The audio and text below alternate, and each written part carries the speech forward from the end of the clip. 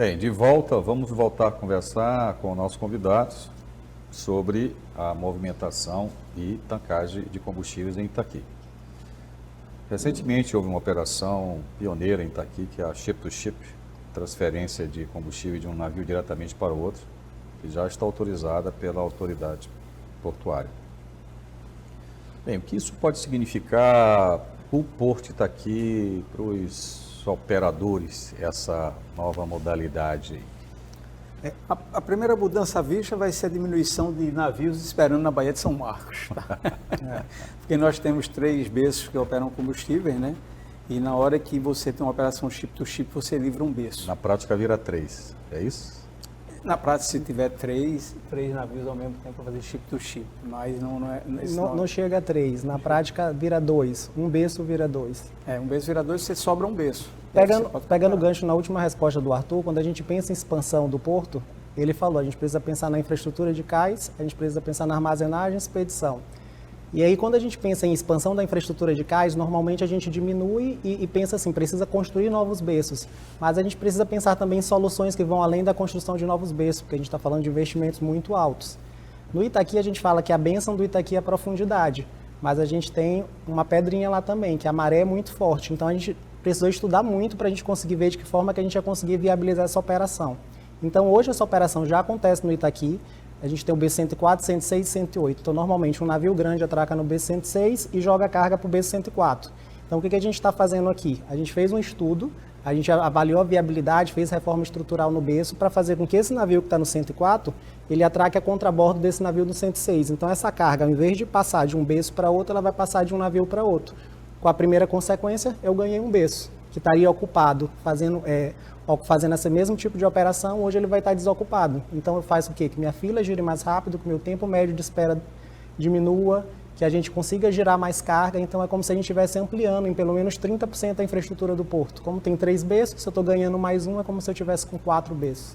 Mas, na prática, os 2 navios ficam atracados em berço? Não. Hoje funciona assim. Não. A partir do ship-to-ship, não. Um ao lado do outro. Um ao lado do outro e um berço único. Mas um deles tem que estar atracado? Um deles tem que estar atracado e o outro ao lado dele. Então é como se a gente ganhasse esse berço, esse navio que estaria ocupando um berço, agora ele está atracado a contrabordo. Mas os 3 berços de combustível têm capacidade de fazer isso?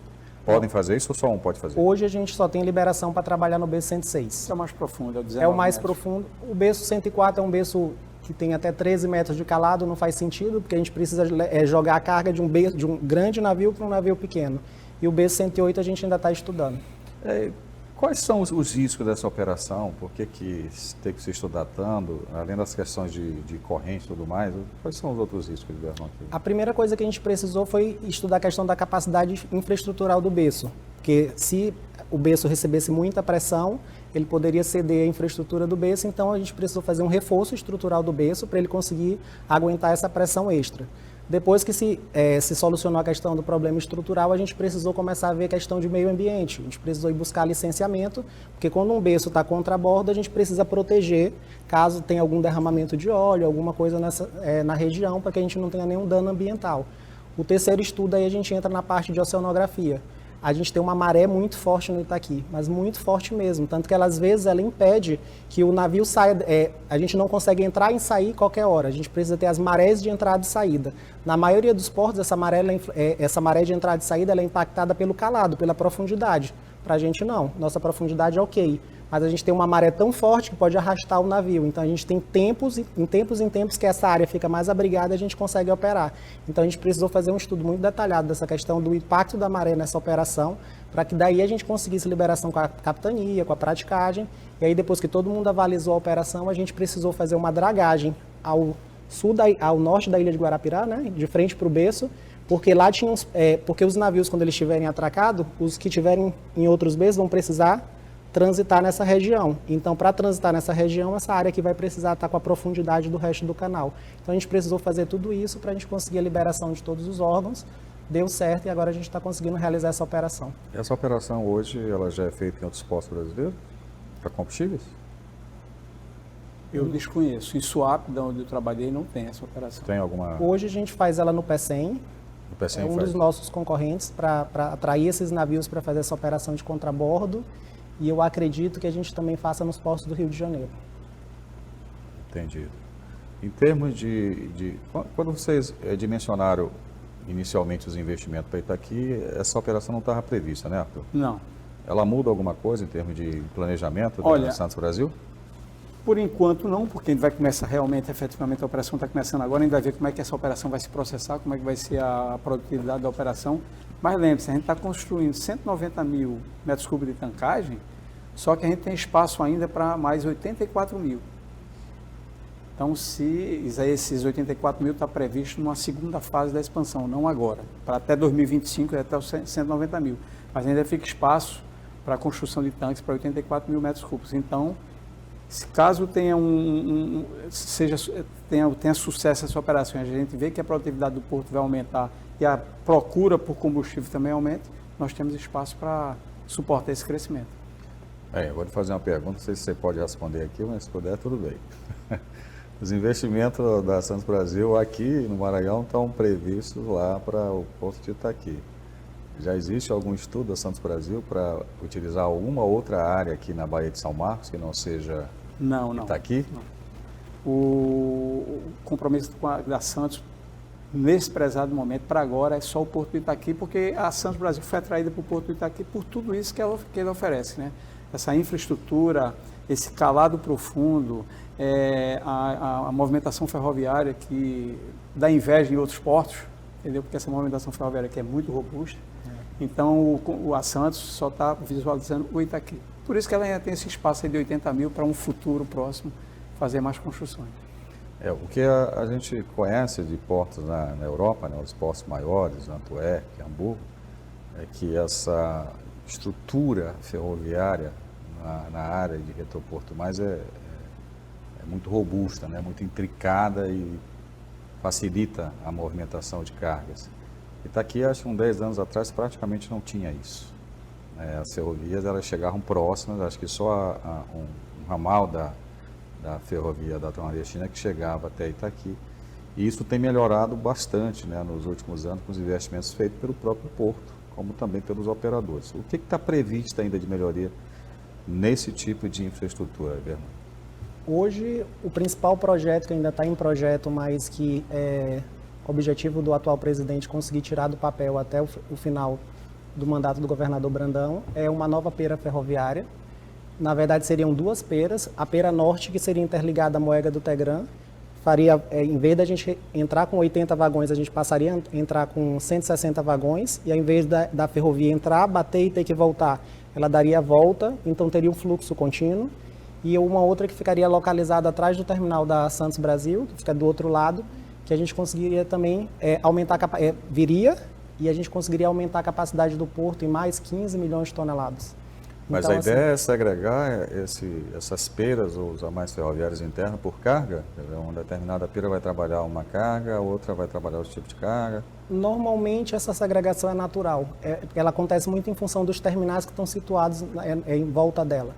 Então, acaba que existe essa segregação, o plano não foi fazer a segregação por carga, o plano foi utilizar a área que a gente tinha disponível e atender os novos terminais e os novos projetos de expansão que estão chegando ao porto. Então, acaba que essa segregação acontece de forma natural, mas eu acho que ela não impacta tanto. Bem, você acredita que dentro do que está previsto na expansão de Itaqui, aí fugindo um pouco aqui do assunto combustíveis, qual é a carga que deve crescer mais nos próximos 10, 20 anos? Né? Às vezes fica até difícil falar, né? Porque o combustível continua crescendo, a produção de grão no Brasil cresceu 22% do ano passado para cá. Eu tenho a impressão que o gargalo não vai ser nem no porto, eu tenho dito muito isso. O gargalo vai ser lá atrás, porque a Norte-Sul, na verdade, tem uma capacidade de 60 milhões de toneladas. Então, não passa mais do que isso, a não ser que haja ampliação. Acho que é duplicação. O que vocês têm visto, assim, Bernardo, do que vai acontecer nos próximos 20, 30 anos? Pensando em Porto do Itaqui, o Porto do Itaqui é um porto graneleiro. Não tem como a gente dizer que a gente tem vocação para ser porto graneleiro, porque quando o Arthur fala, já trabalhei em outros portos e que é uma maravilha, porque de fato os portos sofrem com a questão da profundidade, os portos sofrem com a questão da conexão ferroviária. E quando a gente estuda logística, a gente sabe que o que diminui preço é a gente conseguir movimentar grandes quantidades de volume a um custo mais baixo. Quais são os dois modais que conseguem fazer isso? Aquaviário e ferroviário. Então, naturalmente, se a gente tem isso como vocação natural, a gente tende a crescer nesses tipos de negócio. Qual a carga que mais cresce no Brasil e que provavelmente está se expandindo em todo o interior do Maranhão e etc., é o grãos. Então, assim, hoje tem muitos projetos de grãos, o pessoal tem procurado o Porto do Itaqui para grãos. Naturalmente, qual a carga da logística reversa do grão? Qual a carga que a gente precisa para poder produzir o grão? O fertilizante. Então, já tem terminais de fertilizante também buscando, porque à medida que o grão cresce, a capacidade, a necessidade de fertilizante vai crescer. E junto com ela, o combustível.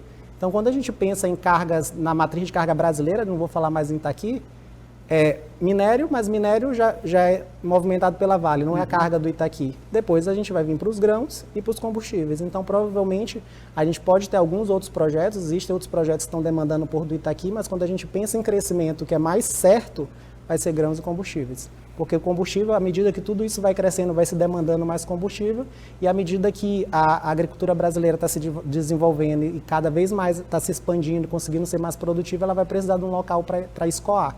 E o local estratégico, principalmente para essa região centro-norte do Brasil, é o Itaqui, porque é o único porto que consegue combinar ferrovia com transporte aquaviário. Então, mas tem uma regrinha em logística que diz assim, a capacidade precede a demanda. Isso não tem acontecido muito no Brasil, né? A demanda vai na frente, a capacidade vai correndo atrás. Acho que a gente ainda está nessa fase aqui no Brasil. Né? Não, esse é um desafio, desculpa, Arthur, mas é um desafio no Brasil, de fato. A gente, quando a gente visita portos europeus, a gente vê muito que a maioria dos portos tem capacidade ociosa. Eles ficam brigando para conseguir atrair carga. Nos Estados Unidos, a mesma coisa. A gente conversa com portos dos Estados Unidos, a gente vê que existe essa briga para buscar carga. Aqui, a gente mata a cabeça para organizar as cargas que estão aqui para a gente poder atender. Às vezes até muita insegurança que o país tem, né, para a questão de investimento, que às vezes faz com que o investidor se segure e veja o que é que vai acontecer um pouco mais na frente. Aí tem esse atraso aí. As mudanças de governo aqui sempre são traumáticas. Devem ser traumáticas, elas dão um nervosismo. Na última vez que eu fui num porto da Espanha, a capacidade ociosa, a capacidade deles era tão grande que eles disseram que, eu estava conversando com o gerente de lá, ele disse que eles trabalhavam de segunda a sexta, meio-dia, e sexta, meio-dia eles fechavam o porto e voltavam na segunda. Gente, aqui se eu paro a operação 6 horas no domingo à tarde, o pessoal está atrás, está ligando, tá? Então... É interessante que o outro programa que a gente participa, a gente estava falando sobre essa questão de logística de grãos, e nesse último crescimento da safra brasileira, foi 22%, nós chegamos... A armazenagem não acompanhou, né? Então já estamos abaixo de 50% da produção. E nos Estados Unidos é 2 vezes, né? Então, nós estamos sempre correndo aqui. A conversa foi ótima, mas infelizmente nosso tempo acabou. Queria agradecer a presença do Ibernon, toda a equipe da EMAP, sempre foi muito atenciosa com a gente, estão sempre aqui. Venha mais vezes. Não, em nome da EMAP, a gente que agradece. O que vocês precisarem do Porto do Itaqui, de informação, a gente está de fato sempre à disposição. Não só de vocês, como dos nossos clientes, o Arthur sabe disso. Nosso interesse é desenvolver o Estado, desenvolver o Porto e poder atender toda a população. E a Santos Brasil, apesar de que o Arthur já trabalhou aqui outras vezes em outras empresas, a Santos Brasil ainda é uma criança aqui no Maranhão, né?